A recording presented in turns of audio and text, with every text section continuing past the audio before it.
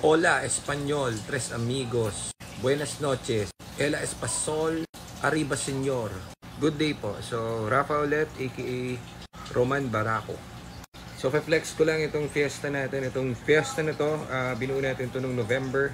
Sold na natin to noong November kila Sir Ma'am from Camp Crame. Nasa serbisyo yung bumili sa atin ito. As usual, since dati guys, hindi pa ako nag-video. Binubuo na namin yung mga Ford units namin kasi ayaw talaga namin nagkakaroon ng problema yung mga kliyente namin. Sinusulit namin yung budget namin para sa per unit. So nakikita nyo ba kung gano'ng ka-ins yan? Ganyan pa rin yan ang bilili nila. Siguro nabili na yan baka November nga yata nabili. So October namin nabuo yung unit. When I say nabuo, palit po yan ng buong transmission system, clutch system, actuator A, actuator B, motor, transmission sensor, TCM, updated TCM, bagong PMS ng engine, chinek every barbula, bagong radiator, bagong harness, lahat bago. Pero walang repaint yan, original paint po yan. So flex ko lang to. Ang kwento nito guys, meron tayong buyer sa page natin, si Sir Ralph, katukayo ko. Naghanap siya ng Fiesta sa atin 2014 ganyan.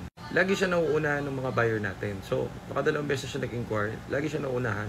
So, naiinit na siya at kailangan na ng misis niya. So, naghanap siya sa marketplace. So, kausap ko siya sa page. Kahit di naman sa atin bumili, okay lang. Nagbibigay pa rin tayo ng advice sa kanila. Kaso, sabi ni Sir Ralph, may pinakitang picture, kulay blue na Fiesta 2014. Naka-blurred yung plaka.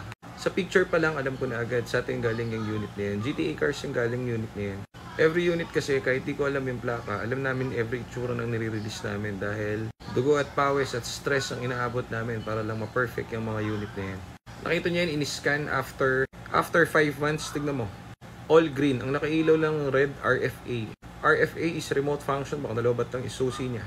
ABS, tignan nyo, buhay na buhay. TCM, PCM, lahat kulay green. Wala kang masasabi. After 5 months of use, at teka lang, take note, ang biyahe niyan, Crame to Baguio. Crame to Baguio yan, boy.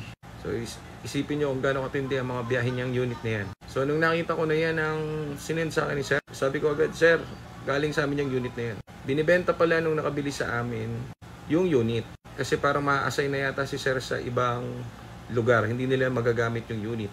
So, walang ka-issue-issue yung unit na yan. Nagkataon lang naghahanap si Sir sa marketplace at nakita niya yung unit. Sinend sa akin. Then ayun, sabi ko ating galing yan. So dito ko na sila pinagtagpo. Yung nakabili sa atin at si Sir. Si Sir Ralph Montero. Eto si Sir yung Fiesta na binili sa amin. So tinest drive nila to.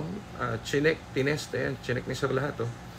Lahat naka-green. Isipin mo yun. Ilang months na? 5 months ago.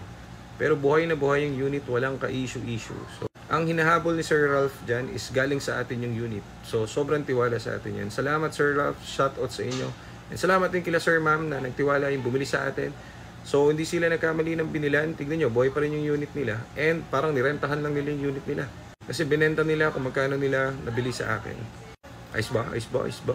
So, ayan, nagkatawanan na sila. Ay, nakabawas naman ng onti si Sir Ralph. Pero all goods kasi alam niya na sa ating galing yung unit. Sabi ko sa inyo, lahat ng unit namin, kabisado namin, kahit takpan mo yung plaka niyan, kabisado namin yan, every bit, kahit yung mga maliliit na sticker niyan, alam namin na sa amin galing yan. So, yan si ma'am yung naka-stripes, asawa ni Sir Ralph, siya ang gagamit yan. So, syempre, gusto ni Sir Ralph, quality. So, dahil galing sa atin yan, shoot na shoot! O, kita nyo naman guys ha, buy agad yan, basta galing GTA Cars yan. So, yan, GTA Cars, salamat po! Thank you!